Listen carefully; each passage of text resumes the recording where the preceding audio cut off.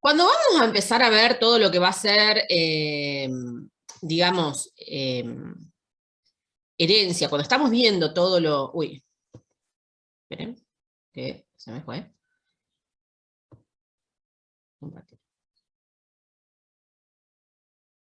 Cuando todo lo que tiene que ver relacionado con la herencia o las enfermedades, digamos, genéticas, no la parte de lo que es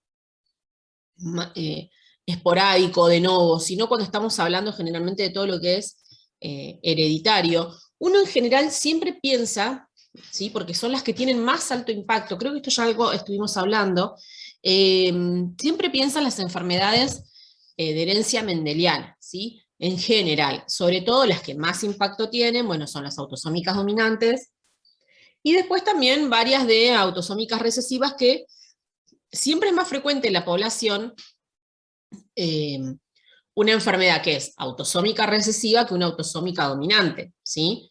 Generalmente, ¿por qué? Porque la autosómica recesiva, justamente al haber portadores, los portadores no saben que las tienen y en general tienen descendencia o tienen herencia. En las autosómicas dominantes, depende qué enfermedad sea, si es una enfermedad donde la letalidad es alta y en edades tempranas de la infancia, bueno, esa gente ya no deja descendencia.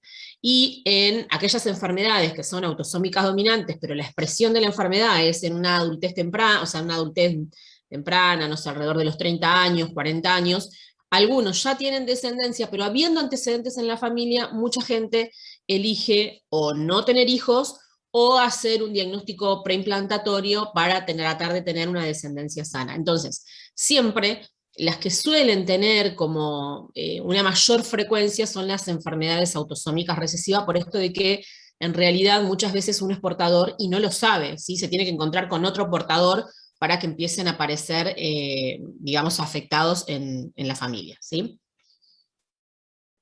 Pero bueno, estas enfermedades en general son las menos comunes, ¿sí? Estos tipos de enfermedades, las que tienen, digamos, una herencia del tipo mendeliana. La mayoría de las enfermedades, en todo lo que tiene que ver con la expresión genética, son enfermedades las que conocemos como o de herencia no convencional o herencia multifactorial, ¿sí? Y en eso vamos a ver que tiene que ver mucho, que depende de la persona, el impacto del ambiente, no sé, el genotipo, cómo se va a expresar. No todas las expresiones, ¿sí? O sea, no todas las expresiones de las enfermedades, en todas las enfermedades multifactoriales y en las enfermedades de herencia no convencional, tienen la misma expresión, tienen el mismo fenotipo. Así sea la misma enfermedad, suelen expresarse de manera diferente. Y para esto, o sea, en este mecanismo de que que las enfermedades se expresan de manera diferente, empiezan a jugar distintos mecanismos genéticos que impactan en la expresión de los genes y de los alelos que portamos, ¿sí? Recién no me acuerdo cuál era la pregunta, de cuál era la duda que tenía la compañera de qué, Sí, de yo, qué, profe. qué No pregunta. me entraba bien el concepto de penetrancia. Penetrancia. Bueno, penetrancia son, por ejemplo, vos tenés una enfermedad, ¿sí? Entonces, la penetrancia de esa enfermedad va a ser la proporción, ¿sí? Igual a la proporción de digamos, del grupo que tiene esa enfermedad, ese genotipo con esos genes, digamos, enfermos o afectados, que expresan la enfermedad, ¿sí? Entonces, hay enfermedades que tienen una penetrancia del 100%, por ejemplo, no sé, el Huntington, ¿sí? Es una enfermedad que es de herencia no convencional, pero ahora vamos a ver por qué, porque tiene, si bien se lo considera como es dominante, ¿sí? Porque una vez que te estás sonás, o sea, sonás, no tenés forma de compensarla, pero se lo considera como una herencia no convencional porque en realidad tiene alelos normales, premutados y mutados. Después lo vamos a ver bien. Creo que igual algo les comenté la otra vez. Entonces, el Huntington tiene una expresión, una penetrancia del 100%. Vos tenés los alelos mutados y vas a tener la enfermedad, ¿sí? No hay manera. Ahora, para un montón de otras enfermedades que vos tengas, ¿por qué? Porque en el Huntington, digamos, lo que pesa el ambiente en la expresión de la enfermedad es nulo. ¿sí? No importa si vos tenés una dieta sana, o sea, la enfermedad se va a desarrollar de igual manera. El ambiente, o sea, lo que contribuye al ambiente es 0, entonces la penetrancia es igual a un 100%, ¿se entiende? Hay enfermedades, como puede ser de herencia multifactorial, como puede ser, no sé, qué sé yo, la diabetes tipo 1, donde vos podés tener algunos HLA que son de riesgo, ¿sí? Y dos personas con el mismo genotipo, los mismos HLA, una puede desarrollar la diabetes, perdón, tipo 1 no, tipo 2, diabetes tipo 2, y la otra no. ¿Por qué? Porque el peso del ambiente, lo que influye en el ambiente, en el desarrollo de la enfermedad, es muy alto, ¿sí? Entonces la penetrancia nunca es del 100%. Va a depender la penetrancia de esa enfermedad en el ambiente en el que se desarrolle ese individuo. ¿Se entiende? Profe, entonces la penetrancia se mediría por grupo, o sea, no por individuo, y mientras más factor ambiental, o sea, juegue en eso, menos penetrancia va a tener la enfermedad. Claro, exactamente. Cuanto más influye el ambiente, menos, digamos, la penetrancia, digamos, genotípica es menor, ¿sí? Porque lo que te dice el concepto es el porcentaje de personas que tienen un genotipo, digamos, afectado, si querés, o portador, que en realidad acá está mal. Claro, que lo expresan a nivel fenotípico, es decir, que expresan la enfermedad, ¿sí? Puede ser del 100%, del 90%, del 10%, del 50%, y eso tiene que ver con cuánto influye el ambiente para que esa enfermedad se exprese o no se exprese. No sé si fui clara. Sí, sí, profe, ahí se entendió. Bien. Gracias. Bueno, Profe, una consulta. ¿Eso sería lo mismo que riesgo de recurrencia? no, Que no, algunos... el riesgo de recurrencia es otra cosa, ahora lo vamos a ver. El riesgo de Ah, recurrencia bueno. es el riesgo que vos tenés, ¿sí? Por ejemplo, en una pareja, cuando vos tenés diferentes gestas, de que vuelva a, digamos, en otra gesta diferente, vuelvas a desarrollar, a tener un hijo con la enfermedad. No es exactamente eso, Ah, ¿sí? gracias, profe. Y después, la expresividad, por ejemplo, es otro concepto que vamos a usar mucho en todo lo que es herencia multifactorial, es el grado en que un genotipo se expresa, ¿sí?, fenotípicamente. Por ejemplo, si estás más o menos, por ejemplo, no sé, enfermo, o no sé, en alguna cuestión de pigmentaria de la piel, si estás más o menos pigmentado, pero no tiene la diferencia en cuanto a la penetrancia, es que la enfermedad, cuando vos hablas de expresividad, la enfermedad ya está manifiesta. Entonces, de lo que se está refiriendo ahí es cuán intensos o cuán fuertes van a ser los síntomas de esa enfermedad, ¿sí? ¿Se entiende? Penetrancia hace referencia a si la enfermedad se expresa o no se expresa. Y la expresividad tiene que ver en qué grado se expresa esa enfermedad, ¿sí? Y después vamos a tener distintos conceptos. Vamos a hablar, por ejemplo, de pleiotropía, cuando uno tiene que un gen que está afectado, ¿sí?, puede dar efectos fenotípicos diferentes y que uno no relaciona. Entonces, que uno quizá no relacionaba antes. Ahora con toda la parte de la era de la genómica, que se sabe que estos fenotipos pueden estar dados por una mutación en tal gen, por más que sean diferentes. Entonces, cuando uno va al médico genetista, al oncólogo, al cardiólogo, al neurólogo, que son generalmente los que empiezan a detectar, o el pediatra, en todo caso, que son los que empiezan a detectar todo este tipo de alteraciones, dice, bueno, estos fenotipos pueden deberse a una mutación en este gen. Y eso tiene que ver con la pleiotropía, es decir, un gen puede causar efectos fenotípicos, una mutación en el mismo gen, efectos fenotípicos diferentes. Y después vamos a tener el concepto de heterogeneidad alélica, heterogeneidad genética y heterogeneidad de locus, que es cuando, por ejemplo, la heterogeneidad alélica tenemos mutaciones que ocurren en un mismo gen, ¿sí?, pero dan lugar a enfermedades, a cuadros clínicos distintos, ¿sí? Heterogeneidad genética lo vamos a utilizar para indicar cuando tenemos un mismo cuadro clínico, ¿sí?, pero la causa genética es diferente, ¿sí? Puede estar un poco relacionado al concepto de lo que hablamos de pleiotropía. Y mientras que heterogeneidad de locus es cuando mutaciones en distintos genes dan lugar a la misma enfermedad clínica, ¿sí? A todos estos conceptos vamos a ir haciendo referencia en cuanto a lo que tenemos que ver con la expresión de las enfermedades multifactoriales, ¿sí? Para empezar a hablar de enfermedades multifactoriales, tenemos que hacer primero una distinción, que es lo que tiene que ver con los que son los rasgos cualitativos o los rasgos cuantitativos. Los rasgos cuantitativos es todo lo que podemos medir, ¿sí? Es todo lo que podemos establecer una escala. Por ejemplo, no sé, la altura, un rasgo, qué sé yo, que de uno, es algo que es continuo, 1,60, 1,61, 1,62, tiene una continuidad.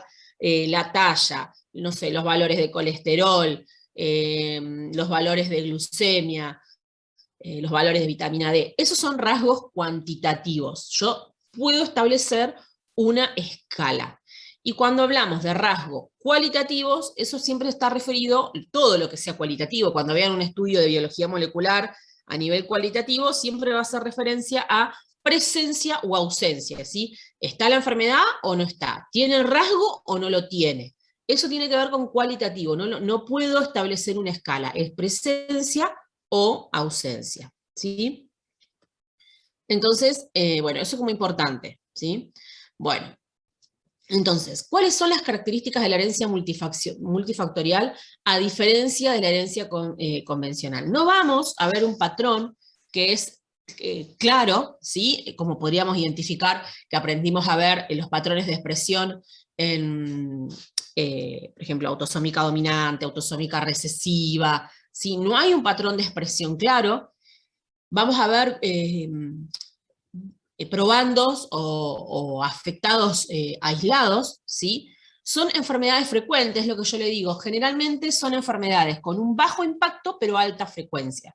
Eso siempre para distinguirlas. Las enfermedades de herencia convencional son de baja frecuencia pero alto impacto en la salud, ¿sí? Hay una asociación en general de los factores genéticos y ambientales. Esto es lo que estamos hablando acá, es de herencia multifactorial. Cuando hablemos después de herencia no convencional, el ambiente sí lo vamos a correr, en general, lo vamos a sacar. Entonces, para herencia multifactorial, vamos a ver una clara asociación entre los factores genéticos y ambientales. Y a veces es difícil establecer qué es lo que tiene más peso, ¿sí? En el desarrollo de una patología, si en el ambiente en el que está inmersa esa persona, o la carga genética que tiene, ¿sí?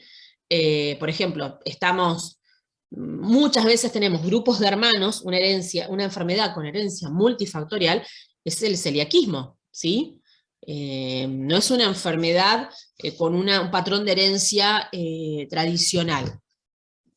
¿Alguien sabe cómo es la genética y digamos, todo lo que tiene que ver con la herencia del celiaquismo? Yo no. ¿Alguien, no? ¿Alguien es celíaco de los chicos de los que están acá? Bueno, el celiaquismo tiene un componente genético y un componente ambiental. Bueno, todos saben lo que es el celiaquismo. A ver si ahora puedo activar la cámara. Bueno, no me gusta que esté esto. ¿Todos saben lo que es el celiaquismo? Es la intolerancia al gluten.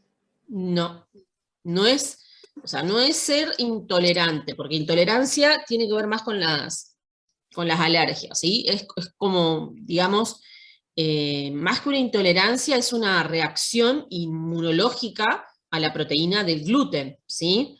Lo que hace es el cuerpo reaccionar, es una enfermedad autoinmune, primero, ¿sí? Es una enfermedad autoinmune de herencia multifactorial. ¿Por qué? ¿Qué es lo que pasa? El celiaquismo tiene dos grandes componentes. Un componente genético, que es muy, muy importante, y un componente ambiental, que no está claro todavía, ¿sí? Entonces, ¿el componente genético cuál es? Todos, el 100%, o no vamos a decir 100% porque en medicina o en la biología nada del 100%, pero el 99,9% de los afectados que tienen celiaquía portan alelos de riesgo, ¿sí? Que son HLA de riesgo. HLA que pueden ser DQ2 o DQ8 dentro de los HLA, ¿sí? Entonces, sí o sí, para desarrollar la enfermedad, la persona tiene que portar uno de estos alelos, el DQ2, HLA DQ2 o HLA DQ8. Si una persona no porta esos alelos, es altamente improbable, por no decir imposible, vamos a decir altamente improbable, de que se desarrolle la enfermedad, de que sea celíaca esa persona, ¿sí? Ahora, no todas las personas que portan esos alelos, ¿sí?, de riesgo, y ahora vamos a ver por qué son alelos de riesgo y no son mutaciones o variantes de riesgo, como podríamos empezar a llamarla, no todas las personas que portan variantes de riesgo desarrollan la enfermedad. De hecho, tenemos muchos casos donde tenemos familias que hay un hermano que es celíaco, sobre todo porque el diagnóstico del celiaquismo, el gold estándar para diagnosticar celiaquismo, es una biopsia de las vellosidades de intestino, ¿sí? Entonces, ¿qué pasa? Hay chiquitos que empiezan con diarreas persistentes, los llevan al gastroenterólogo infantil, qué sé yo, bueno, finalmente le hacen los estudios de anticuerpos para la antitransglutaminasa, para la antigliadina, le hacen un antiendomicio y les da todo positivo. Entonces, muchos, si bien con todo eso es positivo, el diagnóstico gold estándar y que encima muchas veces exigen las obras sociales, vos podés tener todo positivo, pero te piden la biopsia de vellosidades, te tiene que dar positiva, ¿sí? Te hacen una biopsia. Pero una biopsia a un niño de 1 año, 2 años, 3 años, no es un procedimiento, o sea, es un procedimiento cruento, digamos. Bueno, los padres, ¿qué hacen? Si tienen que hacer la biopsia porque no les queda otra para que cubra el tratamiento, lo hacen. Pero tienen hermanitos, ¿sí?, que pueden ser más grandes, más chiquitos, tienen otros hijos. Y quieren saber, les hacen los estudios serológicos y los estudios serológicos les dan negativo. Pero ¿cuál es una manera, ¿sí?, de quedarte tranquilo para decir, bueno, no lo controlo, no sé, todos los años sacándole sangre para ver si desarrolló anticuerpos para la transglutaminasa o la gliadina? Se puede hacer un estudio genético, ¿sí?, para ver si los niños heredaron o no heredaron alguno de los alelos de riesgo, porque puede ser que no lo hayan heredado, ¿sí? Si los padres son heterocigotas, como si uno es DQ2, DQ6, y el otro no lo tiene, ¿sí? Entonces, quizá ese hermanito que es celíaco, o sea, tuvo que haber heredado el DQ2, pero el resto de los hermanos pudo no haber heredado el DQ2. Entonces descartamos que esos niños ya vayan a ser celíacos, ¿se entiende? Entonces ya nos quedamos tranquilos. Ahora, si nosotros le hacemos el estudio genético y esos niños, los hermanitos, también tienen el DQ2, pueden ser o sea, pueden no desarrollar nunca en la vida la celiaquía, ¿sí? Y el factor ambiental no está claro. Se piensa, hay descripciones de enfermedades virales, ¿sí?, para desarrollar, bueno, estrés, grandes así situaciones traumáticas, y demás. Entonces, que uno tenga el HLA de riesgo no quiere decir que vaya a desarrollar la enfermedad, ¿sí? Profe, Sí. me pasa una enfermedad concreta, y es la enfermedad de Crohn. No sé si la Sí, sí. tengo un conocido que la tiene, un nenito chiquito, tendrá ahora 11 años por ahí, y Qué raro tan chiquito. la tiene desde muy chiquito, y hace unos años atrás, en toda Argentina ni siquiera se sabía qué era lo que tenía, por lo que nos contaba la mamá de Lo que este pasa es nene. que la enfermedad de Crohn en general no aparece en la primera infancia, es una enfermedad que aparece más tardía. Claro, el Es nenito la bastante pasa severo el cuadro para que aparezca tan temprano. El nenito la pasa re mal, viste que Sí. tienen diarrea todo el tiempo, muchísimo dolor, no podía tomar leches concretas, y como la tiene de tan chiquito, por ahí es algo relacionado a la genética, digo, no sé si... Generalmente cuando hay una enfermedad, ahora vamos a ver eso, ¿sí? Esos son factores que hablan luego de un factor aumentan la posibilidad de recurrencia, por ejemplo, en embarazos siguientes. ¿Por qué? Porque cuando vos tenés una enfermedad que es multifactorial y es de aparición, ¿sí?, como es el caso de Crohn, tardía, es decir, adolescencia, adultez, y aparece en la niñez temprana, primero, el fenotipo suele ser muy severo, y el componente genético en ese caso es muy alto, es probable que el ambiente haya tenido muy poca influencia. ¿sí? Porque no es normal, yo te digo, es la primera vez que escucho que en un niño tan chiquito haya enfermedad de Crohn. Pero aparte Está la bien que tiene no, desde hace 8 años atrás, la tiene desde muy chiquito. por eso, Eh, no es la gastroenterología infantil no es el área ni de cerca donde por ahí más me relaciono, pero nunca, nunca, nunca había escuchado en un niño tan pequeño. ahí mi mamá Entonces, me en dijo, ese caso, el peso, digamos, de lo genético, sí, es muy, muy grande. ¿Mm? Bueno, sabemos que son enfermedades en las que generalmente aparecen múltiples genes, ¿sí? No contribuye un solo gen, sino que hay muchos genes contribuyendo. Y en general, cuando hablamos de riesgo de padecer una enfermedad, son estudios que vienen, o sea, son frecuencias que vienen de estudios poblacionales, ¿sí? Y va a variar de acuerdo a la población a la que uno pertenece. Entonces, vamos a hablar de, no es lo mismo el riesgo de, no sé, paladar hendido en una población europea que en una población de Argentina o en una población del sur de África, ¿sí? ¿Por qué? Porque el ambiente tiene un peso muy grande. Entonces, cuando nos remitimos a un riesgo de padecer tal enfermedad y esa enfermedad tiene un origen multifactorial, tenemos que saber que nos tenemos que referir a la población a la cual pertenezcamos, ¿sí? O sea, no podemos compararnos contra una población de Australia, qué sé yo, o de África o de Canadá, porque hay otro tipo de alimentación y demás.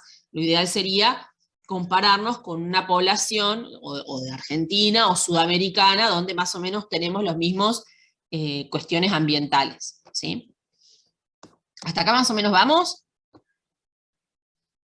Sí, profe. Sí, profe. Bien. Bueno, el riesgo de recurrencia, ¿sí?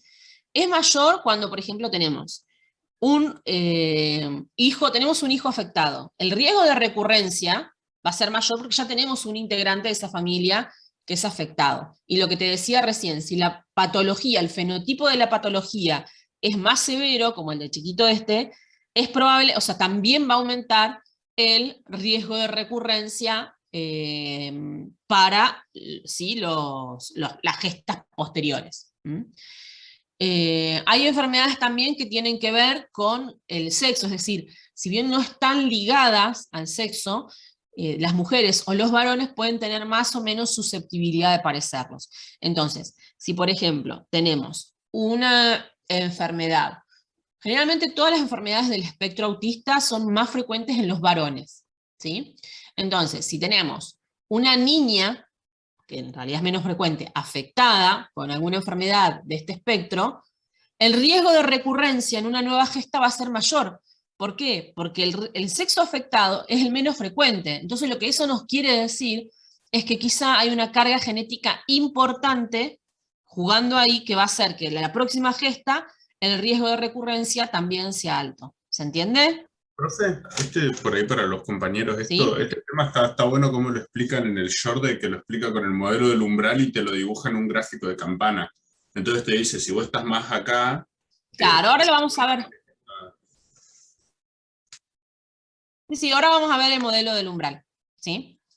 Bueno, entonces vamos a tener enfermedades donde la penetrancia, donde la expresión de la enfermedad va a ir variando digamos, de acuerdo a qué enfermedad sea, donde va a ser un componente prácticamente genético a un componente prácticamente ambiental. Y en el medio tenemos toda la expresión de lo que van a ser las enfermedades de herencia multifactorial. ¿Sí?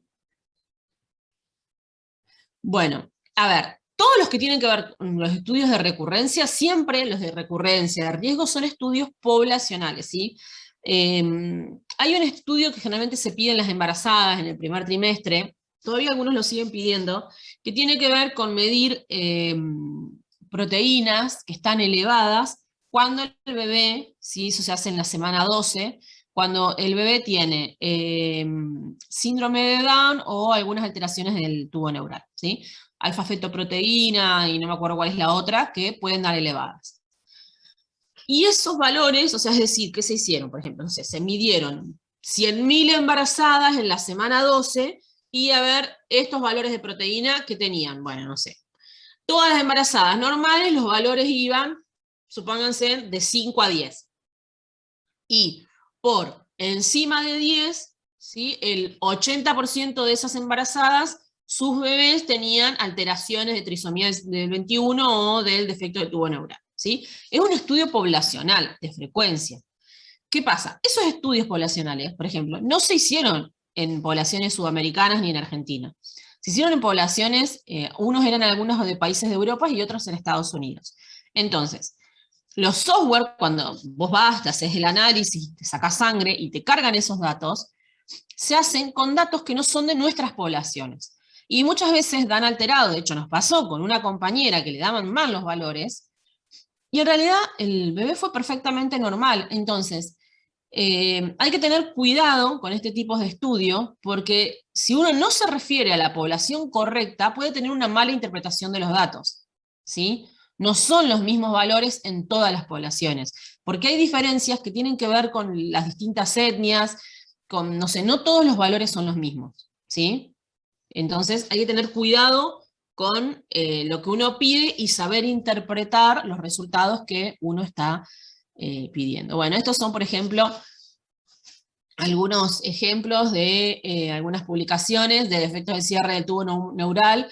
Más o menos, esto es a nivel mundial, ¿sí? Digamos las frecuencias que se conocen, más o menos de defectos del cierre del tubo neural, 1 en 700, 1 en 1000, 1 en 500, cardiopatías congénitas del 0,5 al 1%, y el grado de recurrencia para parientes de primer grado, que son los hermanos y los hijos, es decir, qué probabilidad de que si haya otro hermano afectado o esa persona afectada tenga un hijo afectado, ¿sí? Entonces, hay un concepto, por ahí son conceptos de genética poblacional, pero los van a encontrar digamos, en todo lo que tiene que ver con la expresión de la enfermedad, que tiene que ver con el concepto de regresión a la media, ¿sí? Donde en general, muchas veces los hijos suelen tener fenotipos menos extremos que los padres. Y eso tiene que ver con esto de que hay un aporte genético del otro progenitor, sobre todo cuando no hay consanguinidad, cuando no están relacionados, y la influencia del ambiente, que hace que el fenotipo baje, ¿sí?, en su expresión y sea menos extremo que el de los padres, ¿sí? Entonces, dentro de las enfermedades multifactoriales vamos a hablar de las que producen malformaciones congénitas, como pueden ser la estenosis pilórica, las cardiopatías congénitas, labio leporino, la luxación de cadera, defectos del tubo neural. Y enfermedades del adulto, como va a ser diabetes tipo 2, epilepsia, hipertensión, obesidad, cardiopatías isquémicas, cáncer, esquizofrenia, ¿sí? Entonces, son dos tipos de grupos de enfermedades con herencia multifactorial, nada más que una van a pertenecer al grupo de malformaciones congénitas que se dan en el desarrollo fetal y otras que se dan en la adultez, ¿sí? Bueno, esto ya lo vimos. Bueno, y acá lo que vamos a ver es lo del efecto del umbral. Después, que no lo mencioné cuando hablamos de los rasgos continuos, es que esos rasgos continuos son aquellos que van a tener una distribución normal. Entonces, cuando uno tiene una campana de Gauss, ve justamente un gráfico de esa campana de Gauss, donde encuentra, ¿sí?, salvo en los extremos, que siempre es la normalidad, o lo enfermo, o lo poco frecuente, vamos a tener de manera continua todos los fenotipos para ese rasgo, ¿sí?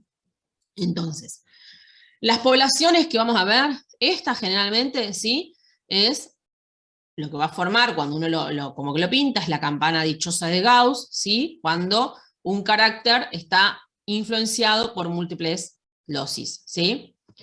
Entonces, acá cuando tenemos la típica, ¿sí?, el típico grafiquito, cuando tenemos una herencia, ¿sí?, más mendeliana, donde asumimos que la herencia está expresada por un solo gen, ¿sí? Cuando hay más de un gen involucrado, pero no son tantos, pueden ser 2 o pueden ser 3, y ya cuando hay una herencia multifactorial bien clara con la intervención genética de varios genes, ¿sí? Eso, bueno, lo traje porque en un momento habíamos visto un caso, esto me va a haber quedado, donde en los mellizos monocigóticos, donde tenemos igual ambiente, igual genotipo, algunos, pues lo vamos a ver, desarrollaban la enfermedad y otros no. Y a modo de recordatorio, los mellizos disigóticos son los mismos aquellos que van a tener igual ambiente, porque se crían, digamos, se criaron y fueron desarrollados durante el mismo embarazo, en la misma gesta, y criados en el mismo tiempo con los mismos padres, pero distinto genotipo, ¿sí? Profe, Sí. yo tengo dos amigas que son gemelas y justamente estaba hablando de la celiaquía y una de ellas se expresó hace poquito, le confirmaron el diagnóstico de que ella es celíaca, pero la otra, mi amiga, que es su hermana gemela, no lo tiene. O sea, Son, seguramente sí debe tener, sí, son gemelas, o sea, son gemelas sí, monocigóticas, digo. sí, estuvieron o sea, gemelas, o sea, estuvieron en una misma bolsa porque en realidad son trillizos. Son Ajá. 3 mis amigos. Nada más que ellas tenían su propia bolsa, misma placenta, estaban las Claro, dos juntitas. bien. Y una de ellas expresó hace poquito que es celíaca y ahora la otra no, entonces me pareció eso y justo sacó la imagen esta y me generó la duda de que puede ser posible eso. Sí, por supuesto, es lo que hablábamos al principio. Probable, porque a ver, tener la carga genética en las enfermedades multifactoriales, y sobre todo en el celiaquismo, no quiere decir que vayan a tener la enfermedad. Y si bien, a ver, en el mismo ambiente son contemporáneas, estuvieron durante la misma gesta, crecieron más o menos juntas, pero no sé, por ejemplo, probablemente no coman exactamente lo mismo las dos, no Claro, hayan sí. tenido las mismas infecciones las dos, ¿sí? Ujú. Por ejemplo, el Epstein-Barr virus es un virus que produce 1000 cosas, o sea, produce de montón de las infecciones, o sea, las enfermedades que aparecen posteriores a las manifestaciones, a las infecciones activas de Epstein-Barr son un montón, por decirte uno, no sé qué se me ocurre ahora. Claro. Probablemente no hayan estado en las mismas situaciones de estrés sometida, porque una se estresará por una cosa y la otra, no sé, por la otra. Entonces, llega un punto en que ya el ambiente no es el mismo, ¿sí? Entonces, Sí. fue el mismo, sobre todo en su gesta y en su primera infancia. Pero aún Ujú. así, las enfermedades a las que estuvieron expuestas, las noxas a las que estuvieron expuestas, no son las mismas la una para la otra. Van a ser sí muy similares, pero no iguales. Entonces sí, es muy probable que, es más, puede ser que la hermana lo desarrolle en breve, y eso va a hablar de que esa carga genética es muy alta, o que no la desarrolle nunca, y entonces lo que va, o la desarrolle dentro de muchos años, y ahí quizá lo que vayamos a poder estimar es que en realidad lo que pesó mucho fue el ambiente. ¿Sí? Claro, está bien, se entendió. Bueno, entonces, eh, bueno, concordancia de la enfermedad en los gemelos monocigóticos, ¿sí? Por ejemplo, esto, lo de que menciona acá lo de la diabetes tipo 1, ¿sí? Que solamente el 40% digamos, de los gemelos los tiene, lo comparte, tiene que ver mucho con lo que es, por ejemplo, el ejemplo que mencionabas recién, ¿sí? Bueno, nada, es un poco lo que ya vinimos hablando. Estos son ejemplos, ¿sí? De cómo se desarrollan algunas enfermedades, algunas patologías en enfermedades monocigóticos, en gemelos monocigóticos y en disigóticos, ¿sí? Lo que es hipertensión arterial, Piebot, diabetes mellitus, sarampión. Bueno, fíjense en que acá está comparando enfermedades que son, como para que veamos, infecciosas, como puede ser el sarampión, la tuberculosis, la gripe, ¿sí? Entonces es muy probable que, como los hermanos, si estás en un grupo familiar y tenés un hijo que va al jardín y se agarró, no sé, varicela, y todos los hermanitos se van a agarrar varicela, ¿sí? Porque comparten el mismo ambiente, al margen del componente genético. Esa es una enfermedad prácticamente ambiental. Después tenés hipertensión arterial, Piebot, todo lo que tiene que ver con esquizofrenia, ¿sí? Fíjense en diabetes mellitus, que no siempre es del 100% como uno podría pensar, ¿sí? Al tener el mismo genotipo, ¿sí? Porque además, acá hay una cuestión que es importante y no estamos mencionando. Nosotros estamos hablando de que tienen el mismo genotipo. Y en realidad es verdadero y es falso. ¿Por qué es verdadero y por qué es falso? A ver qué les parece.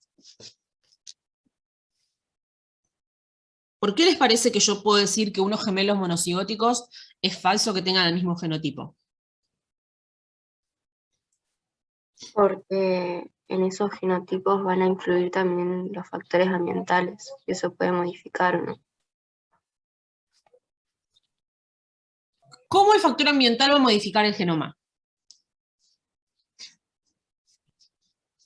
¿Cómo les parece?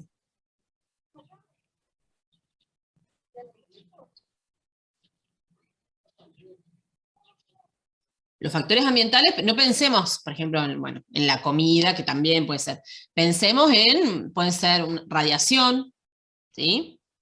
Puede ser algún teratógeno, pero hay otro mecanismo que en realidad no es ambiental, que es epigenético y no se manifiesta igual, o sea, las marcas epigenéticas no son iguales en los gemelos monocigóticos, ¿sí?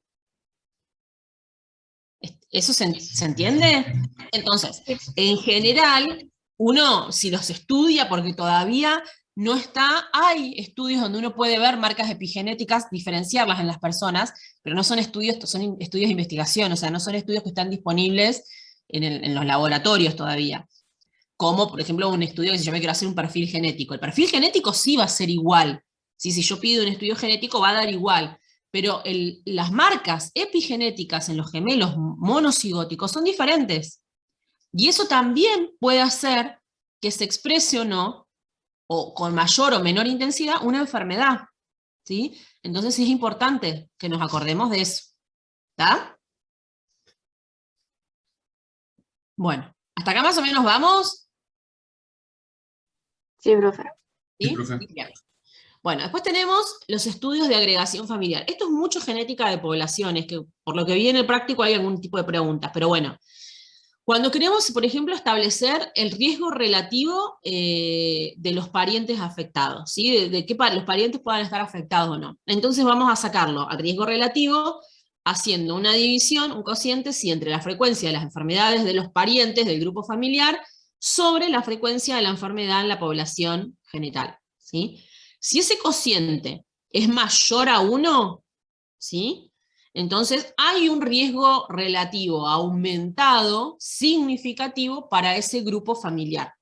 Si es menor a 1, no. Es el mismo riesgo que puede haber, ¿sí? en la población. ¿Está? ¿Se entiende? Bueno, esto es un poco lo que veíamos, lo que comentaba recién el compañero del efecto del umbral, ¿sí? El valor umbral, que es aquel valor donde tenemos la campana de Gauss, ¿sí?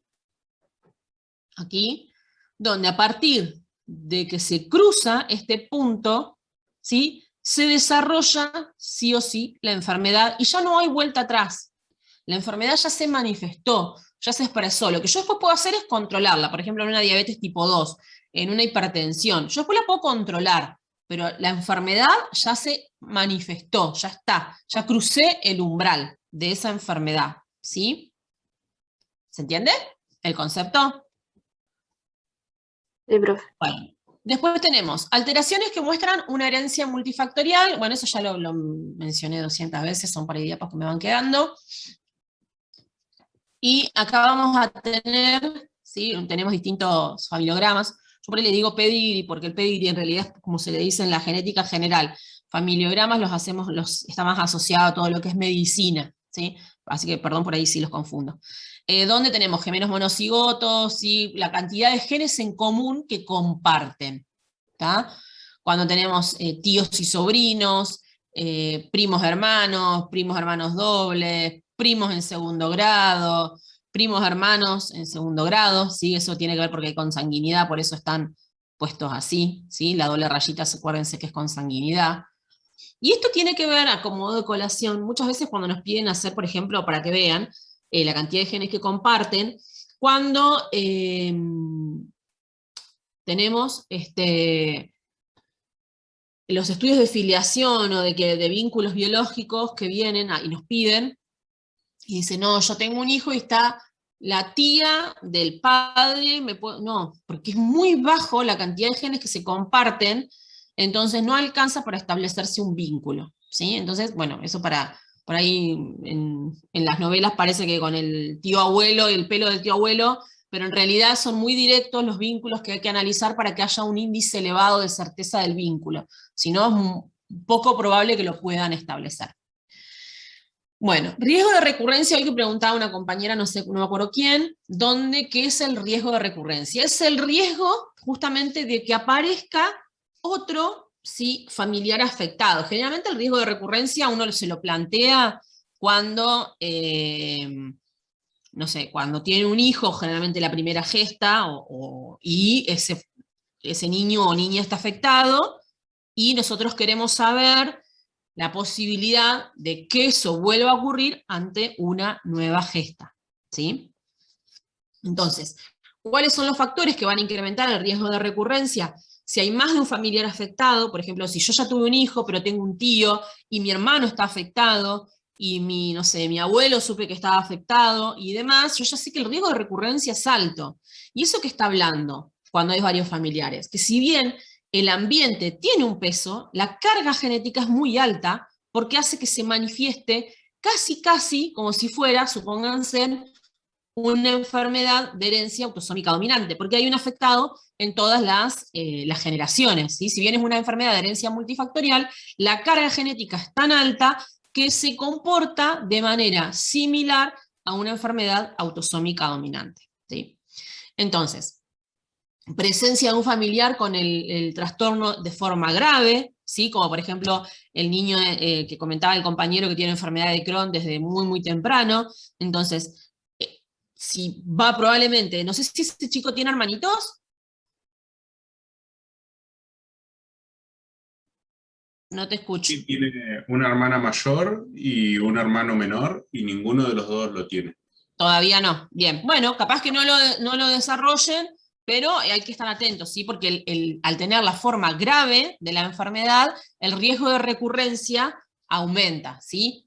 Lo que les decía yo recién, existir en la familia una persona afectada que pertenece al sexo con menos probabilidades de sufrir la enfermedad, ¿sí? Es el ejemplo que les daba de cuando una mujer, por ejemplo, tiene alguna alteración del espectro autista. Otra, por ejemplo, las luxaciones de cadera, ¿sí? En los niños generalmente son más frecuentes en las mujeres, en las mujeres. De hecho, hasta no hace tantos años, cuando nacían los niños, solamente a las nenas se les pedía a veces, porque creo que era a los 2 meses, la ecografía de la cadera para establecer si había una luxación. A los varones ni se les pedía, ¿sí? Entonces, por ejemplo, si uno tiene un hijo con luxación, un hijo varón con luxación de cadera, el riesgo de recurrencia en una nueva gesta, y si encima es mujer, va a ser bastante alto, porque el sexo que en realidad está afectado muy poco, ya está afectado. Entonces eso es de alto riesgo, ¿sí? O si hay, por ejemplo, consanguinidad en la familia, ¿sí? Bueno. ¿Qué más? Heredabilidad. Este es un concepto, y creo que después hay una diapo donde habla de razas y demás, porque heredabilidad se utiliza mucho en lo que es la genética de poblaciones y en la genética de mejoramiento animal. Por eso siempre van a ver asociado a este concepto la palabra raza, pero porque se utiliza mucho en todo lo que es producción animal, ¿sí? Bueno, entonces va a ser la proporción de la variabilidad fenotípica que se observa en la población. Entonces, es puramente ambiental, no sé si yo en el práctico, si se lo pusieron en el práctico de este año, se los menciono por las dudas de que lo vayan a necesitar, que es la varianza genética sobre la varianza genética más la varianza ambiental. Eso va a dar la heredabilidad de un genotipo, de un rasgo, ¿sí? Entonces es eso, tiene que ver con las diferencias genéticas, las diferencias ambientales, en los caracteres cuantitativos va a expresar la heredabilidad de esa característica, ¿sí? Bueno, esto lo de raza pura se lo saco, porque eso es justamente lo que les quería explicar, los que son con los animales, y no sé si hay tanto en este práctico. Bueno, acá por ejemplo tenemos una campana de Gauss, ¿sí? Y tenemos, lo que está en gris, se corresponde a la campana de Gauss típica, de un rasgo que es como. ¿Qué rasgos tenían esta expresión?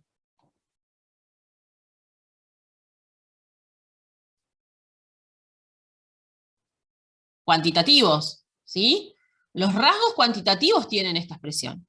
Y fíjense en que acá, estas que son en realidad tres campanas, no hay una sola, tiene que ver quizá con rasgos que son, pueden ser cuantitativos, pero de una herencia que no es multifactorial, sino una herencia más mendeliana, ¿sí? Bueno, esto no lo vamos a ver porque no tiene, no sé si lo están haciendo. Bueno, esto es lo que yo les explicaba hoy, donde tenemos la penetrancia de la enfermedad, ¿sí? En el eje de la Y, y en el eje de las X tenemos la frecuencia alélica, ¿sí? Entonces, vamos a tener que la frecuencia alélica, fíjense que es muy rara, pero una penetrancia muy alta para las enfermedades mendelianas, ¿sí? Y vamos a tener una frecuencia alélica alta o común, pero una penetrancia baja, moderada, muy pocas con una penetrancia alta, ¿sí? Los GWAS son los estudios genómicos que se hacen a nivel mundial de variantes, son poblacionales para algunas características, ¿sí? Entonces, antes, ¿cómo se hacían los estudios poblacionales? Se decían, bueno, a ver, frecuencia de, supongamos, pie-bot, ¿sí? ¿Saben lo que es el pie-bot? No, profe. No, profe. El pie-bot es una malformación del pie que se corrige con cirugía, donde el pie, suponga que si tiene que nacer como si fuera así, nacen así, hacia adentro, metidos hacia adentro, ¿sí? Entonces lo tienen que corregir con cirugía para que ese niño o esa niña pueda caminar bien. Entonces decían, bueno, la población mundial de Europa tiene un nacimiento, no sé, reportado de pie-bot cada 500 habitantes. Bueno, esos son los estudios poblacionales que se hacían antes o los que se pueden hacer ahora con características que son como visibles. Llega la genómica, ¿sí? Que básicamente es lo que domina todo, y aparecen los GWAS, que son los nuevos estudios poblacionales. Entonces, ahora ya no hablamos de un rasgo fenotípico, sino de variantes que van a tener quizás frecuencias altas en la población, y cuando una variante tiene una frecuencia alta en la población, generalmente se la clasifica como no patogénica o como benigna, aunque a veces puede tener una alta implicancia en el desarrollo de una enfermedad. Entonces son los GWAS, aquellos estudios poblacionales donde se hace, donde se estudia la frecuencia de variantes puntuales genéticas. ¿Se entiende la diferencia? ¿Sí? En los estudios poblacionales anteriores, lo que se ve es la frecuencia de un rasgo puntual, ¿sí? No sé, ¿cuántos casos de síndrome de Down hay? ¿Cuántos casos de, qué sé yo, no sé, hipertensión, pie-bot, no sé, TDAH, no sé, dificultades de aprendizaje, lo que sea en la población? Es una característica que quiero saber. Ahora, los GWAS, ¿sí? Son puntualmente estudios poblacionales de variantes genéticas que yo quiero ver y establecer. ¿Esta variante tiene impacto en un desarrollo de una enfermedad? ¿Sí o no? ¿Cómo lo sé? Bueno, primero tengo que saber cuán frecuente es en la población, porque si es muy frecuente, muy frecuente, estoy hablando arriba de un 50, un 60%, es raro que esa variante genética impacte de alguna manera a nivel del fenotipo de una enfermedad, ¿sí? Porque es muy común. Ahora, bueno, esta variante es frecuente, porque está en un 30%, ¿sí? O en un 20%, como pueden ser el DQ2 y el DQ8 del celiaquismo, como puede ser el HLA-B27 en la espondilitis anquilosante, pero de ese 20% que tiene esa variante genética, un 70% desarrolla la enfermedad.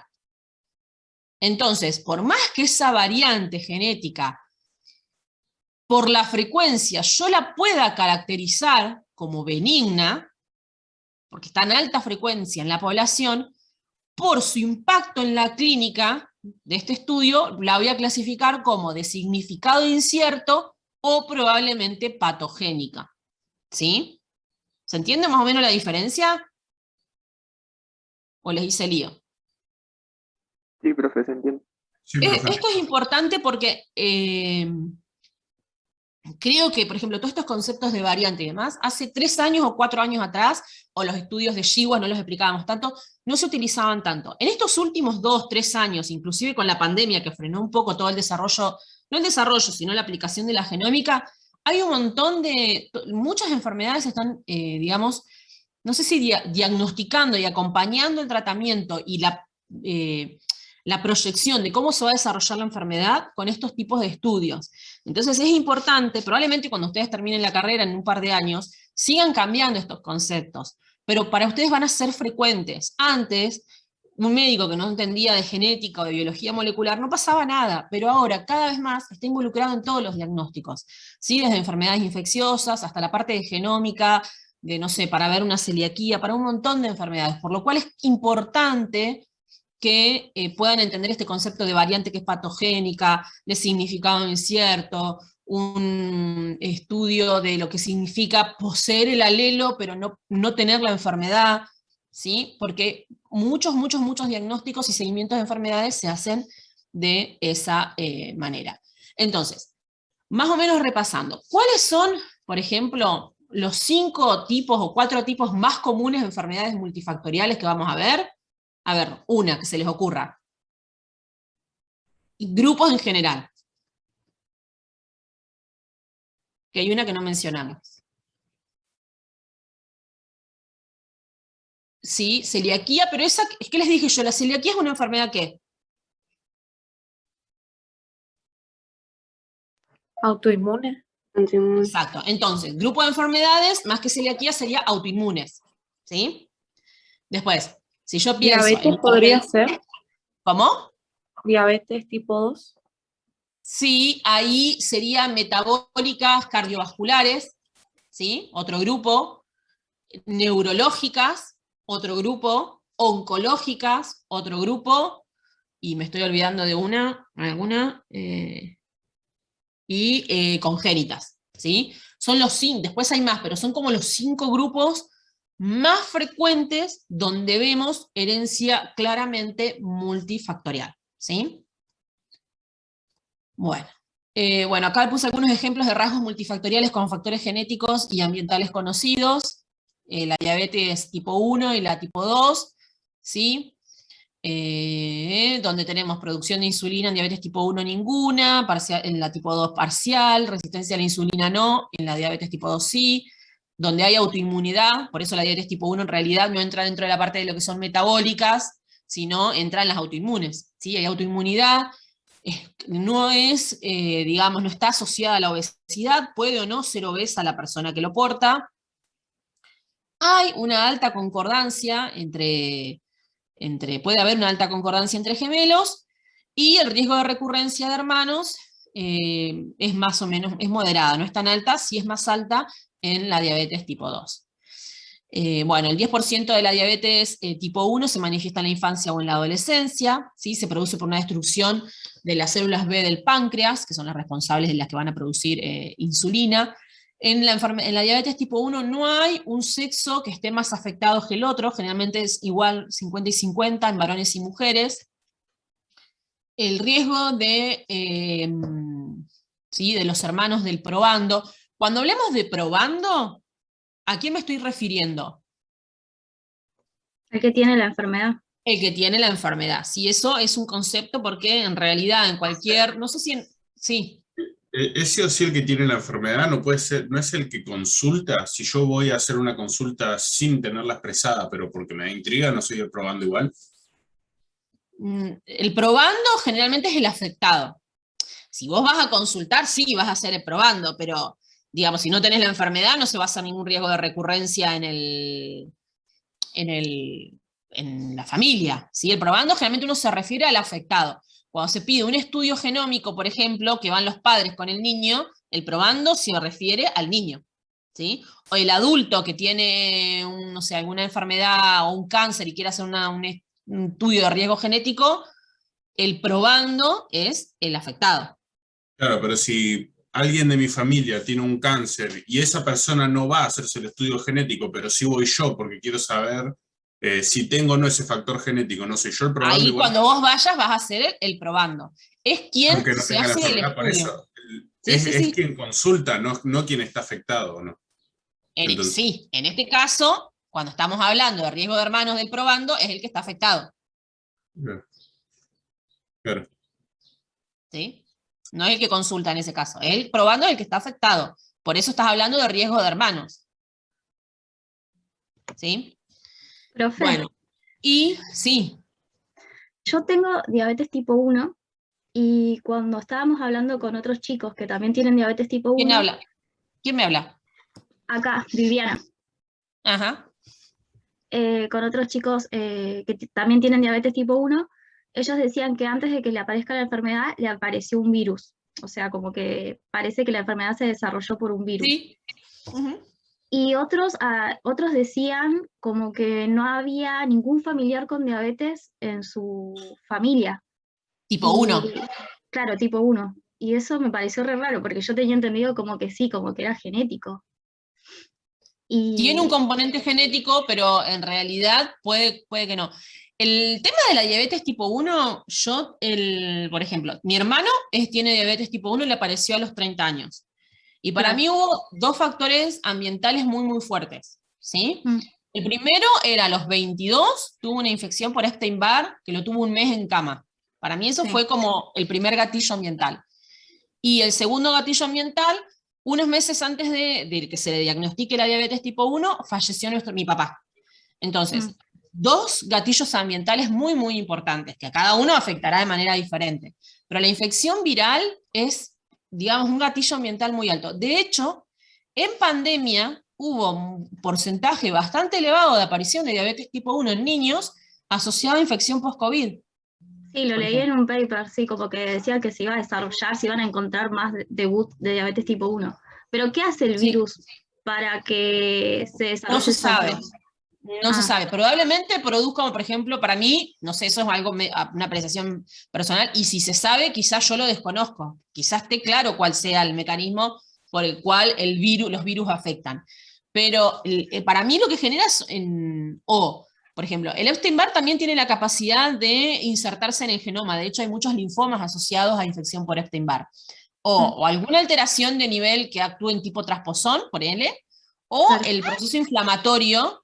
Muchos virus producen un proceso inflamatorio muy alto. De hecho, el COVID, el problema que tiene es que produce un proceso inflamatorio tan grande que por eso se afecta el sistema nervioso central, se puede afectar no sé, la parte cardiológica, lo que fuere. Mm, Al producirse esa inflamación tan grande, se destruyen muchas de las células o de los tejidos, de algunos de los tejidos puntuales del cuerpo, ¿sí? Pero no claro. está claro, o por lo menos yo lo desconozco hasta ahora, digamos. De las veces que he leído nunca encontré una explicación que sea así como certera. Hay hipótesis, como las que te digo. Claro. Sí, yo también leí nada claro, o sea, como que no se sabe todavía.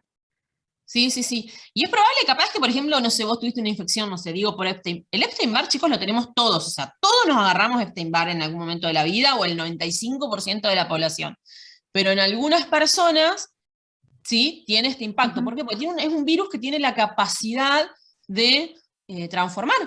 Entonces, como todo, en algunas personas lo logran y en otras personas fallan los mecanismos de autodestrucción de la célula y prospera, ¿sí? Pero puede estar ligado el desarrollo de la diabetes tipo 1 a lo emocional, al estrés, a las infecciones virales. Bueno, Sí, no se sabe, no está claro. Lo que sí o sí tiene que estar el componente genético, ¿sí? claro. Para que se desarrolle la enfermedad, que generalmente son los HLA DR3 o DR4, ¿sí?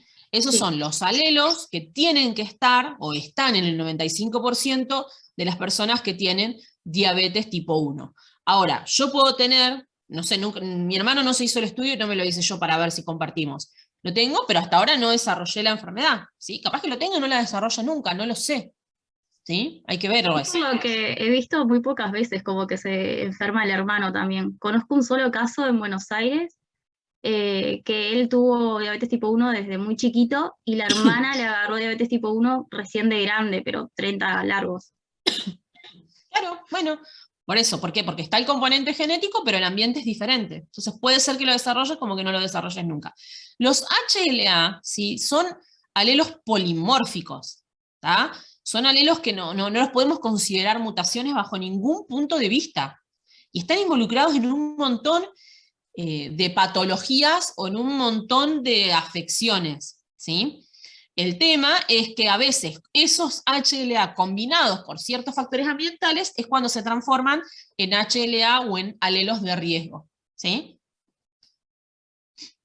Pero el mecanismo por el cual las infecciones virales, por ejemplo, sí está claro o está establecido cómo se producen, por ejemplo, los linfomas y demás. Los pacientes HIV, por ejemplo, también con el HIV, que es un retrovirus también, muchas veces desarrollan linfomas, ¿sí? Porque se insertan en el genoma y producen como una desregulación de toda la parte del sistema inmune. Pero no está claro exactamente cómo es el mecanismo. Pero en niños en pandemia aumentó mucho diabetes tipo 1, por infección post-COVID, por ejemplo. Sí, lo había leído. Gracias, profe. Bueno, no, esto es lo mismo que veníamos hablando recién de diabetes, ¿sí? Tipo 1.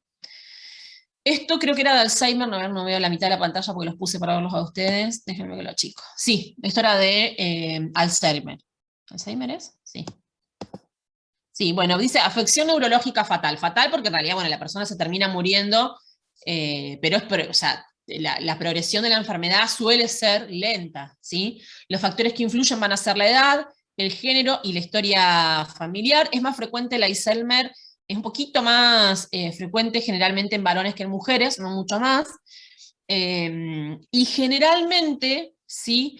Cuando la aparición de la enfermedad es a ver, podemos hablar como si, no quiero decir dos tipos de Alzheimer, pero casi.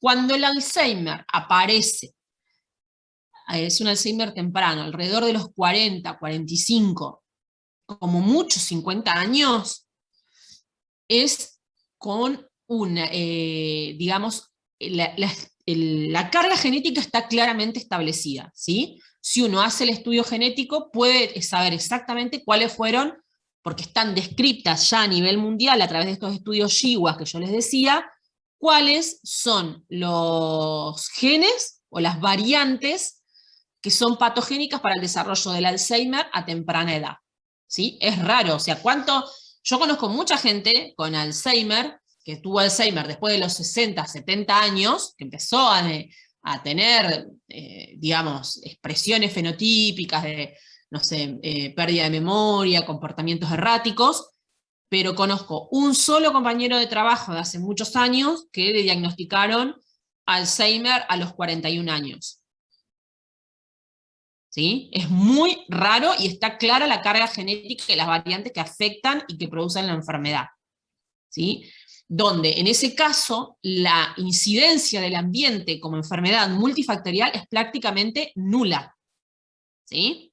En cambio, cuando nosotros hablamos de Alzheimer que empieza a expresarse, a manifestarse luego de los 70 años, entonces ahí sí el ambiente puede haber tenido, porque puede haber sido una persona que sea sedentaria, que no se alimentó bien, con una alimentación rica en ácidos grasos, donde se empezaron a formar las placas de ateromas. ¿Se entiende la diferencia entre en la misma patología, pero en la presentación a diferentes edades?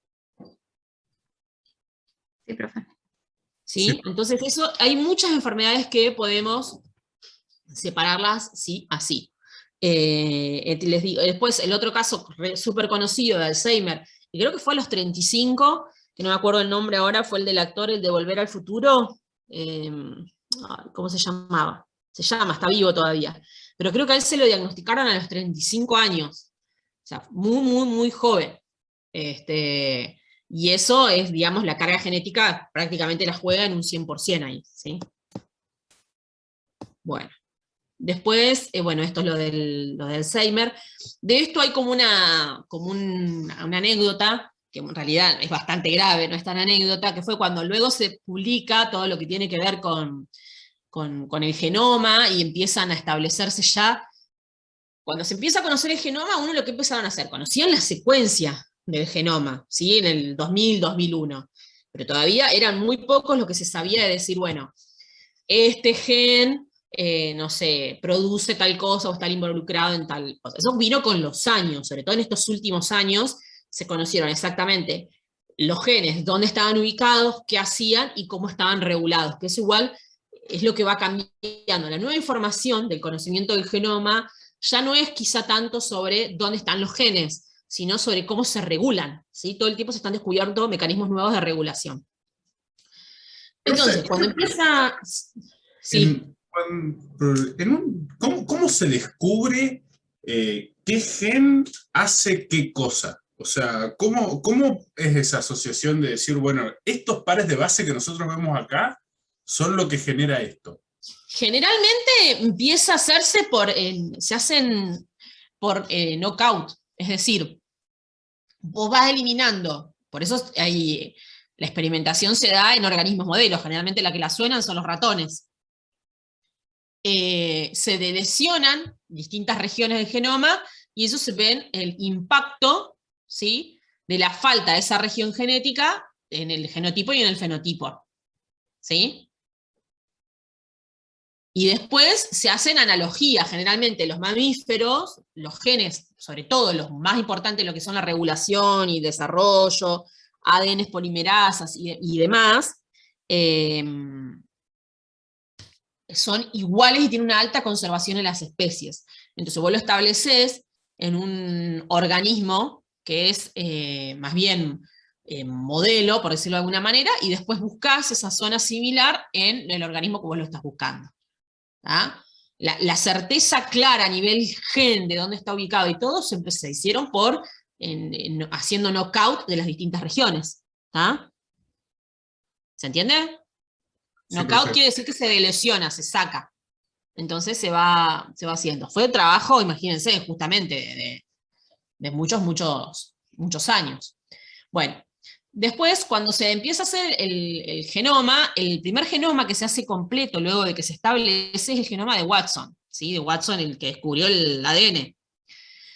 Que Watson, al margen, después no sé si le dio Alzheimer o le dio qué, pero se empezó a delirar estos últimos años. De hecho, le quitaron el título, no sé si de profesor emérito o qué, porque empezó, por ejemplo, con tipo de declaraciones de que la raza negra era inferior genéticamente que la raza blanca. Bueno, en cuestión se le deliró y lo corrieron menos del eje porque él estaba ya medio senil.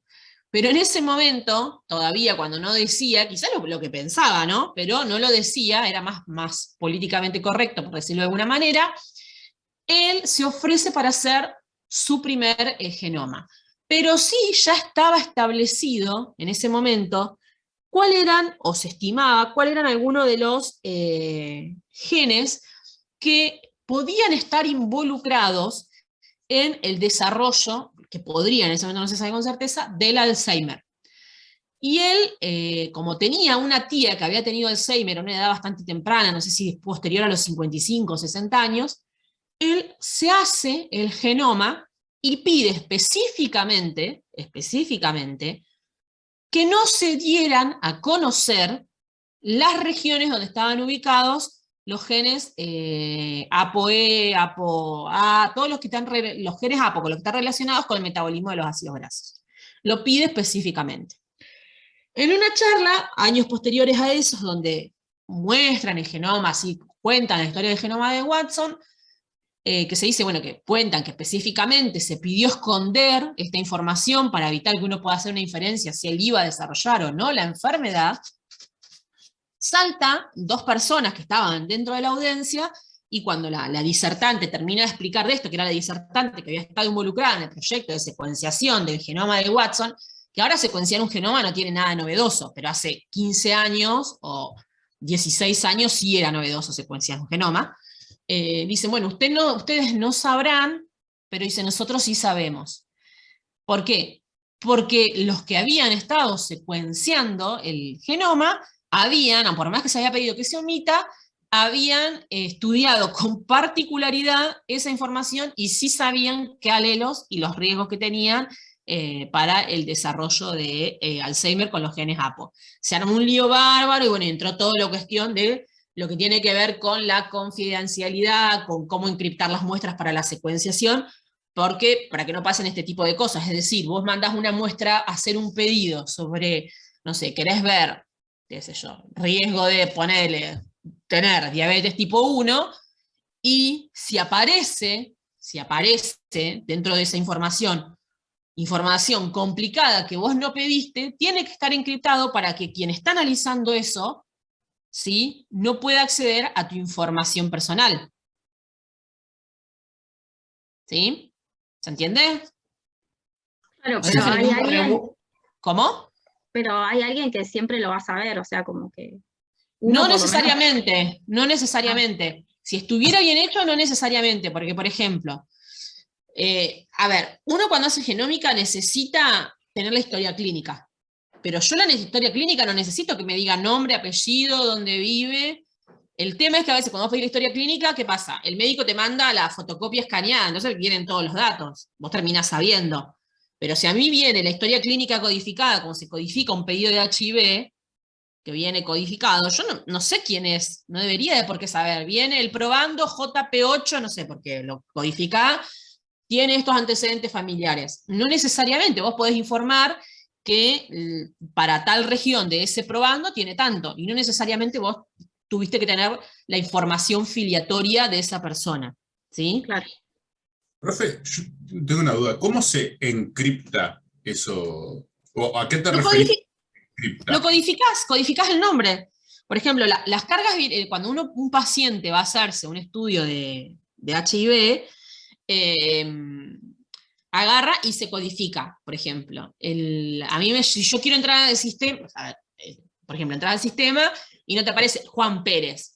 O sea, se codifica, se pone el sexo, si es femenino o masculino, la inicial del nombre, del apellido, y no me acuerdo si son los últimos 2 números de la fecha de nacimiento. Pero yo, a ver, si bien con esos datos vos más o menos, pero no, tendrías que estar buscando una base de datos, todas las combinaciones posibles son altísimas. Entonces es muy difícil saber, digamos, el nombre del paciente. Claro, pasa, yo ¿Sí? creí que cuando decías que se encripta, yo creí que estabas hablando de que se encripta una parte del genoma. Entonces, para que esa parte no se pueda estudiar, creí que No, se encripta la información. Otra de las cuestiones de bioética, por ejemplo, que se plantean y que nos planteamos, es, por ejemplo, vos estás buscando una variante patogénica asociada a una determinada enfermedad, y vos mandas, y aparece una variante altamente, o sea, patogénica para otra, pero que no está relacionada a lo que te pidieron. ¿Qué hacemos? ¿La informamos o no la informamos? preguntás si querés que sean informados. ¿A quién le preguntás? Y a la persona que hizo el Ahí pedido. ya le estás informando que hay algo. Y la persona no te preguntó eso, por eso es un dilema. ¿Qué haces? ¿Informás o no informás? Porque además no es algo de diagnóstico. Vos encontrás una variante patogénica donde está relacionada en un 90% en el riesgo de desarrollar, no sé, qué sé yo, cáncer de colon. Y la paciente se vino a estudiar porque quería ver si tenía Alzheimer. ¿Qué le decís? No, mira, Alzheimer, quédate tranquilo, pero la paciente no te lo preguntó, o el No, paciente. que preguntar antes de hacer el Claro. estudio, que si salta alguna otra cosa, se informe o no. O sea, otra cosa distinta que se está pidiendo. Claro, bueno, esa es una posibilidad. Esa es una posibilidad. Por ejemplo, nos pasó una vez, que parece gracioso, pero no quiero decir trágico, pero es complicado, donde tuvimos una paciente, una nena, que tenía que hacerse los estudios HLA para un trasplante. Hacemos todos los estudios HLA, vienen los hermanos, vienen los padres, y salta cuando vos haces los estudios de HLA, que son histocompatibilidad, que el hermano era medio hermano, no era, perdón, que ella era hija de la madre, o sea, el padre que vino como padre no era el padre. Para nosotros estaba claro, porque vos lo ves, te das cuenta. Ahora, nadie te preguntó esa información.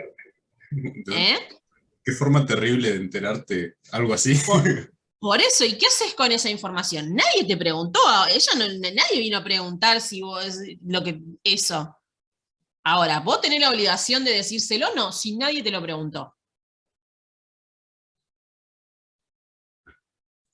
Es difícil, éticamente, ¿qué es lo correcto?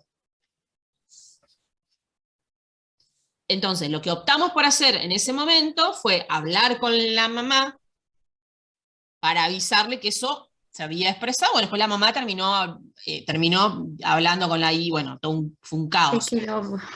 Claro, pero ¿qué se hace con esa información? Si la madre hubiese, o sea, nosotros blanqueamos que había saltado eso y que en realidad, claro, el padre era no compatible porque, pero en ese caso, bueno, estaba en riesgo se necesitaban buscar dadores o sea, donantes de médula compatibles porque la nena tenía no me acuerdo si era un linfoma o qué. Entonces, bueno, era importante ubicar al padre, pero esa decisión la tomó la mamá. Ahora, si uno lo hubiese sabido y la madre hubiese decidido callarse, es muy delicado qué hacer con esa información. ¿Sí? Entonces, todo el tiempo pasan esas cosas. O sea, no es la primera vez que nos pasa muy seguido. Muy seguido. Profe, igualmente, por ejemplo, yo tenía entendido que enfermedades como el Alzheimer vienen asociadas con otras enfermedades, por ejemplo, el Parkinson, No siempre, no siempre. pero hay probabilidades de que si tenés una enfermedad te aparezca otra. Sí.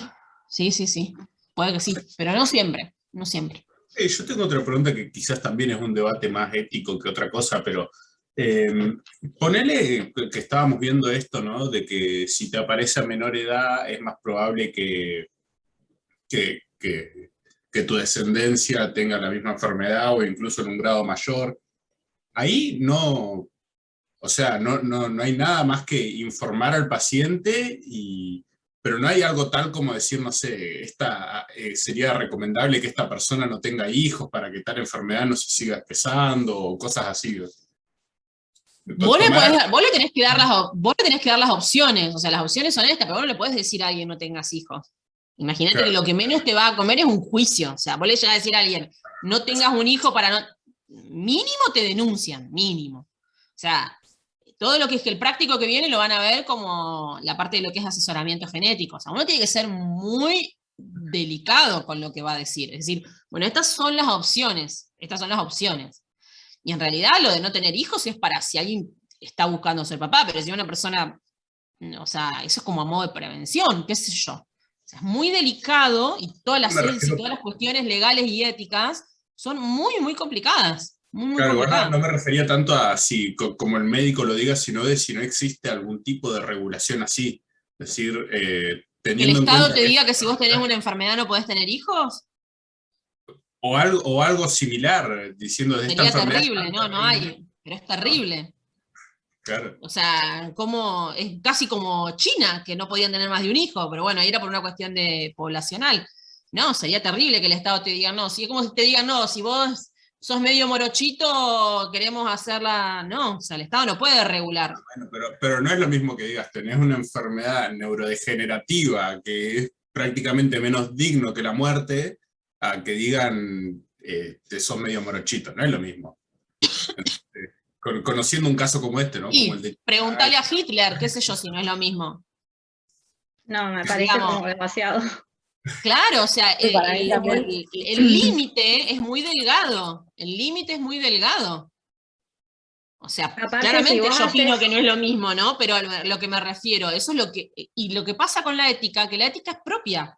Mi ética, o lo que yo opino de estas cuestiones, es diferente a lo que opinás vos y a lo que debe opinar Tal cual. cualquiera de ustedes. Podemos coincidir o no en las cuestiones generales, ¿sí? Claramente que no es lo mismo, no sé, el color de la piel que tengas con una enfermedad neurodegenerativa. Ahora, de ahí a decirle a alguien que puede o no tener hijos y regularle no sé, porque después de eso va a decir, aparece uno que te dice, bueno, que tampoco tengan hijos lo que no lo pueden mantener, qué sé yo. Claro, ¿no? las Y veces que lo además escuché. Entonces, da pie no, el para que un no montón de cosas. tenga educación universitaria, que pueda mantener un hijo, no puede tener hijos, o no puede tener más de uno. Entonces, es como rozar, más que rozar, ya meterse en una cuestión bastante complicada, digamos.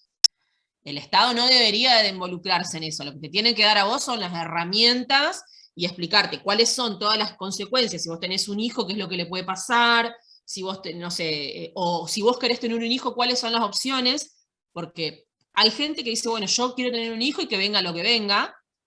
Por eso también muchas personas o muchas mujeres, cuando están embarazadas, se hacen los estudios y salen que tienen bebés con un feto con alguna alteración cromosómica, y hay mujeres que interrumpen el embarazo y hay mujeres que lo tienen. O sea, eso es como algo muy personal. Es como también si el Estado dijera, bueno, todos los fetos con alteraciones cromosómicas, el embarazo debe ser interrumpido.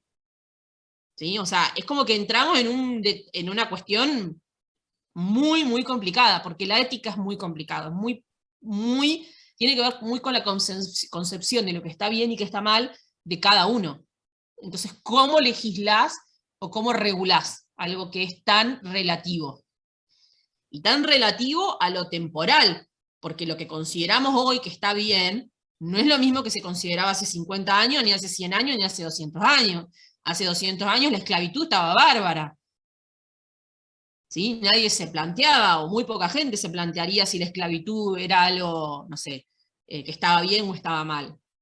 Por ejemplo, hace 60, 70 años, en Estados Unidos, las personas de raza negra no podían subirse a un colectivo, qué sé yo, o sea, me refiero, hay muchas cuestiones temporales que lo que está bien hoy, o culturalmente aceptado, no es lo correcto, y en unos años cambia, entonces es muy delicado, ¿sí?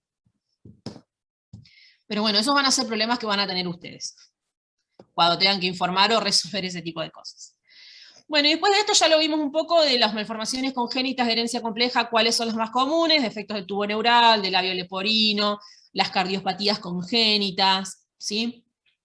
Defectos del tubo neural lo hemos hablado mucho a lo largo de todo lo que ha sido también desarrollo embrionario, que está muy asociado al ambiente, sobre todo a la alimentación, a la falta de ácido fólico, ¿sí? Suele ocurrir en familias a nivel recurrente.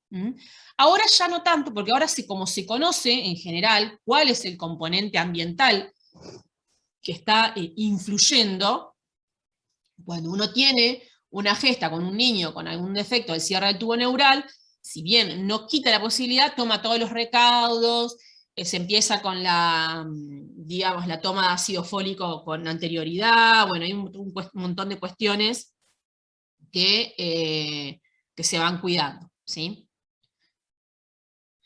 Bueno, esto es todo creo que esto lo vimos además cuando vimos uno de los casos de desarrollo embrionario del sistema nervioso. Bueno, de acá, paladar hendido, lo mismo, ¿sí?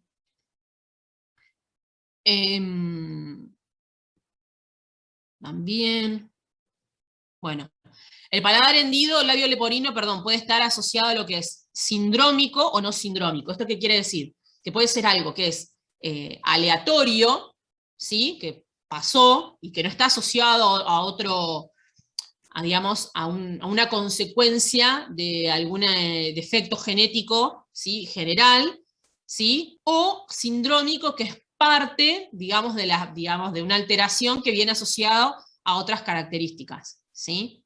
Entonces, por ejemplo, nosotros tenemos la nena de una compañera, la chiquita de una compañera, que nació con labio leporino, piebot y síndrome de Down. Entonces, en ese caso, el labio leporino es sindrómico, es parte de un síndrome, ¿sí? No es no sindrómico, como puede ser cualquiera que tiene un chiquito con con labio leporino por, no sé, defecto en el consumo de ácido fólico, ¿sí? Que es esporádico y no vuelve a suceder. Bueno, esto es lo mismo.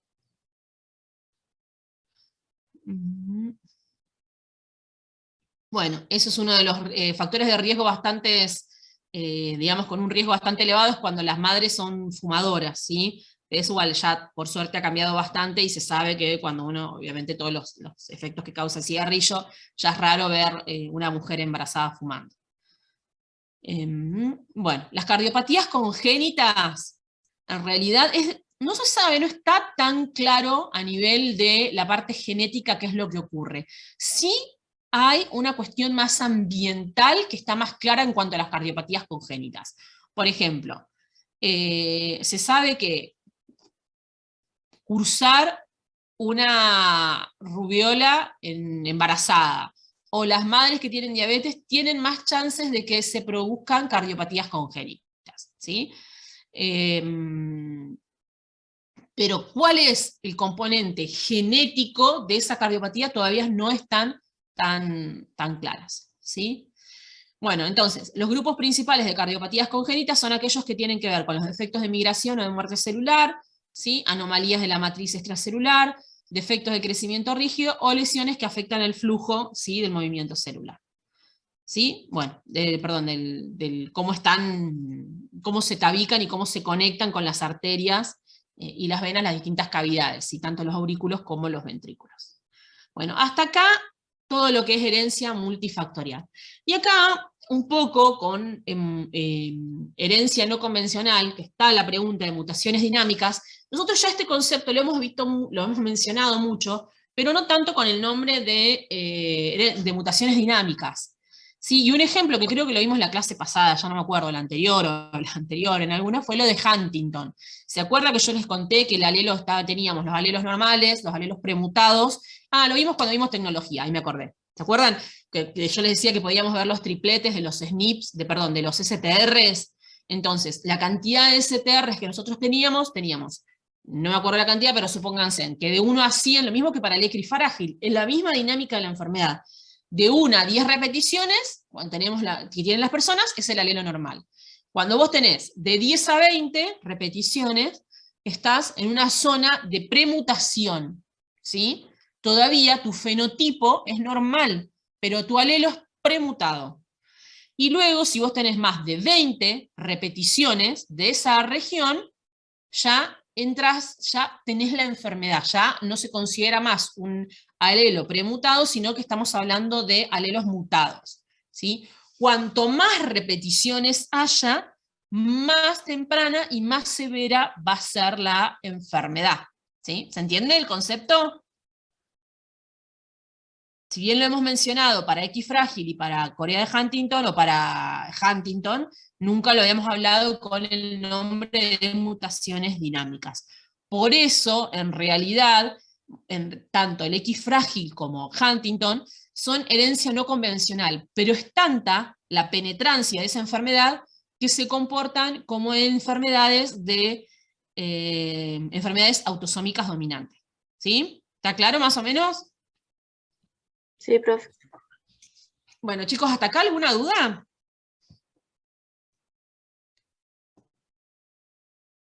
Por mi parte, no. Bueno, hoy conmigo terminamos esta parte terminamos los prácticos. Nos vamos a encontrar el miércoles que viene ya, con repaso. No recuerdo bien cuándo es el parcial, creo que es la semana que viene, ¿no? La otra, me parece. La semana del 15, creo. Por eso, vamos a tener varios encuentros entonces todavía con repaso, pero en cuanto a los prácticos, o sea, conmigo terminamos hoy, a ustedes les queda un práctico más, que es el de consejo genético, que es la semana que viene, ¿sí? Bueno, las semanas que vienen vamos a ir trabajando todos los distintos conceptos, nos queda en este parcial, es bastante intenso, no sé si son menos o más prácticos que el anterior, pero es como que es muy variado, porque todavía tienen bastante de embrio, tienen histo, y toda la parte de genética y de biología molecular, ¿sí? Entonces, bueno, es como un poquito, diría, un amigo, un paisano de cada pueblo les toca en este parcial, y entra todo, y el oral también. Entonces, la idea es que podamos ir, por ejemplo, un día, no sé, con algún preparado, ir integrando, no sé si vemos, ir como a partir de un preparado histológico, ver la embriología y a ver alguna cuestión de genética, de biología molecular, emulando un poco cómo va a ser el oral del parcial, ¿sí? Para que podamos como que practicar con eso y que no nos tome por sorpresa. Sinceramente, Profe, espero, sí. ¿el oral igual va a ser preparados de histo o integración de todo? Preparados de histo con integración, es decir, te va a poner un preparado, qué sé yo. No me acuerdo ni qué sistemas entran, creo que, no sé si el respiratorio nos queda para ver ahora, ¿no? Por ejemplo, el respiratorio fue un sistema que nos quedó sin ver. Cardiovascular. Cardiovascular, bueno, no sé, puede haber un preparado, qué sé yo, de corazón, de describirlo histológicamente, la embriología, y podemos hablar, no sé, de enfermedades, cardiopatías congénitas, que me expliques cómo es la genética, qué sé yo, o sea, la idea es que se integre todo, ¿sí? Si Va yo a no ser recuerdo, así. sangre, linfático, respiratorio, cardiovascular, nervioso, glándulas, y no sé si me falta alguno. Que la fuerza los acompañe. El tegumentario. Claro. Tegumentario. Bueno, tegumentario sería lo menos preocupante de todo porque medio que ya lo vieron, pero Bueno, ojo con de Dios. nervioso y cardiovascular, nada. Ya ahí... Sí. El viernes pasado tuvimos el primer teórico de anatomía del sistema nervioso y el profesor nos nombró un par de cosas de la embriología y estaba re perdido. Sí. Sí, no, me imagino. Yo lo que les deseo, chicos, es que a todos les vaya mejor que como les fue en el parcial anterior, porque de verdad que fue muy frustrante como el parcial anterior. O sea, fue un desastre. Espero que en estas clases de repaso que nos quedan podamos integrar mejor y ayudarlos a que se preparen un poco mejor, porque les digo, no me acuerdo puntual si de este grupo o del grupo que tengo los jueves, muchos, por ejemplo, el recuperatorio pasaron, pero con el suspiro. Y no, la idea es que eso ahora no pase, o sea, no digo que es a matar, pero tiene que ser algo justo, es decir, que podamos evaluar que ustedes realmente aprendieron y saben.